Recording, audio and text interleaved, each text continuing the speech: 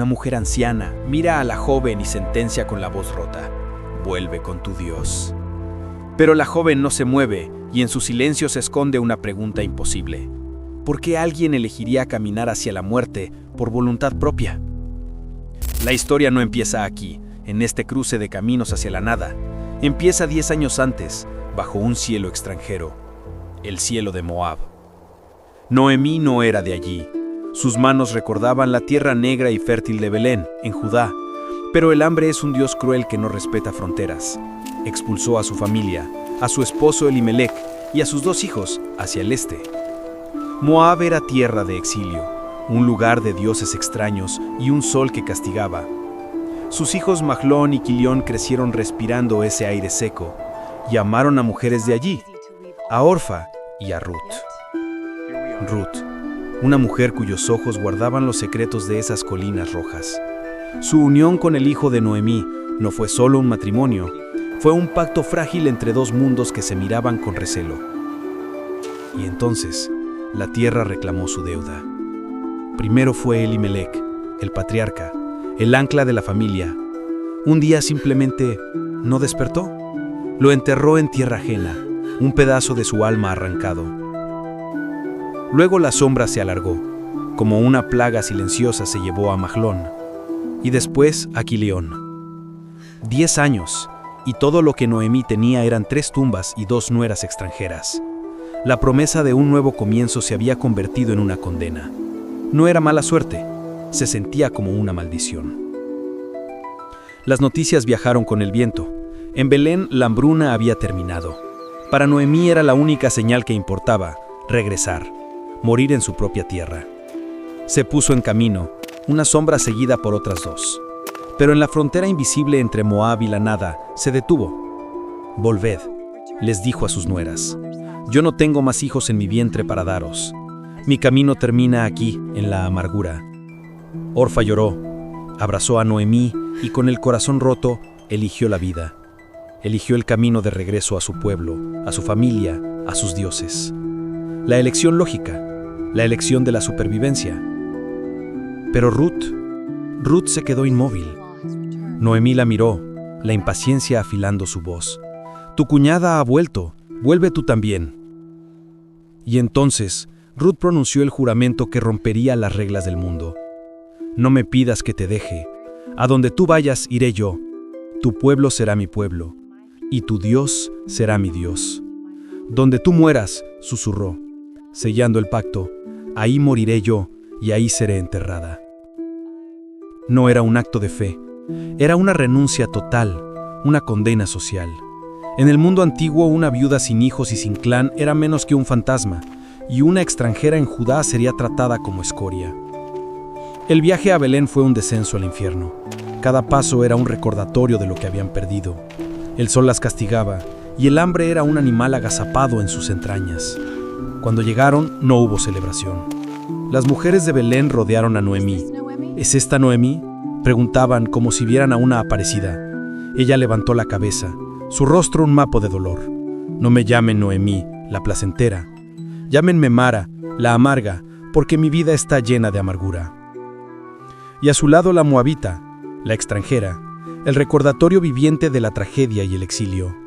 Nadie le hablaba. Su presencia era un eco de los dioses paganos que los israelitas despreciaban. La supervivencia se convirtió en una rutina brutal. Mientras Noemí se encerraba en su duelo, Ruth salía cada día antes del amanecer. Iba a los campos a espigar, a recoger las obras, el trabajo de los más pobres, de los desamparados.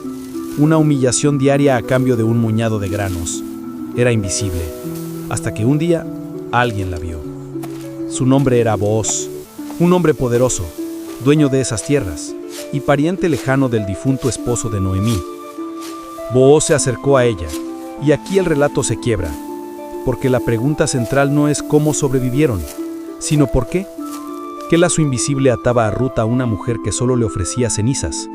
¿Era lealtad? ¿O era una deuda que nunca podríamos comprender? Booz no la expulsó, al contrario, dio una orden extraña a sus trabajadores: dejen caer espigas a propósito para ella, y no la molesten. Esta era la nueva pista, un acto de protección que iba más allá de la simple caridad. Era un gesto deliberado, un movimiento en un juego que Ruth aún no entendía. Esa noche, cuando Ruth volvió con más grano del que Noemí había visto en años, la anciana comprendió. El engranaje del destino había empezado a girar. «Ese hombre es nuestro pariente», dijo Noemí, y por primera vez un destello de luz en sus ojos. «Es uno de nuestros redentores». Y entonces Noemí le reveló a Ruth un plan nocturno, arriesgado, que violaba todas las costumbres, una apuesta que podría salvarlas o destruirlas para siempre. «Esta noche», le dijo, «te acercarás a él mientras duerme». La era un lugar prohibido para las mujeres de noche, un espacio de hombres. Ruth se bañó, se perfumó y se vistió con sus mejores ropas, como si fuera una boda.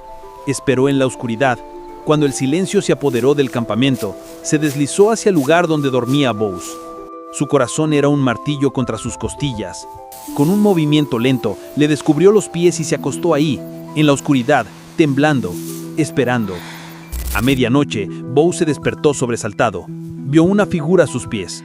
«¿Quién eres?», preguntó. Su voz era un filo en la oscuridad. «Soy Ruth», susurró ella. «Extiende tu manto sobre mí, porque tú eres mi redentor». Era una petición audaz, casi escandalosa, una solicitud de protección, de matrimonio, de redención para toda la familia. Boaz no la rechazó. Vio en ella no la audacia, sino un acto de lealtad incomprensible. Lealtad no hacia él, sino a Noemí, hacia la memoria de su esposo muerto. Pero justo cuando la esperanza parecía real, él le reveló un obstáculo. «Es cierto que soy un redentor, pero hay otro pariente más cercano que yo. Él tiene la primera opción». La salvación estaba al alcance de la mano, pero protegida por una última puerta. Al amanecer, la tensión era palpable. Boaz se sentó a la puerta de la ciudad, el lugar donde se sellaban los destinos. Esperó al otro pariente. Cuando el hombre apareció, Boaz lo llamó ante 10 ancianos, los testigos oficiales. La partida de ajedrez final había comenzado. Boaz fue astuto. Primero, le habló de la tierra que pertenecía a Noemí. ¿La redimirás? ¿La comprarás de vuelta para la familia? La tierra era valiosa. El pariente aceptó inmediatamente. Y entonces, Boaz lanzó su trampa. «El día que compres la tierra», dijo Boaz, su voz resonando en la puerta, «también adquieres a Ruth, la moabita, para perpetuar el nombre del difunto sobre su herencia». El rostro del otro hombre cambió. Comprar la tierra era una ganancia. Casarse con una extranjera sin hijos era un riesgo que podía dañar su propia herencia. El hombre retiró su oferta. «No puedo redimirla. Hazlo tú». Boaz había ganado. Ante todos los testigos, reclamó la tierra. Y reclamó a Ruth, no por lástima, sino como un acto que reescribiría la historia de todos. La maldición se había roto. O quizás nunca hubo una.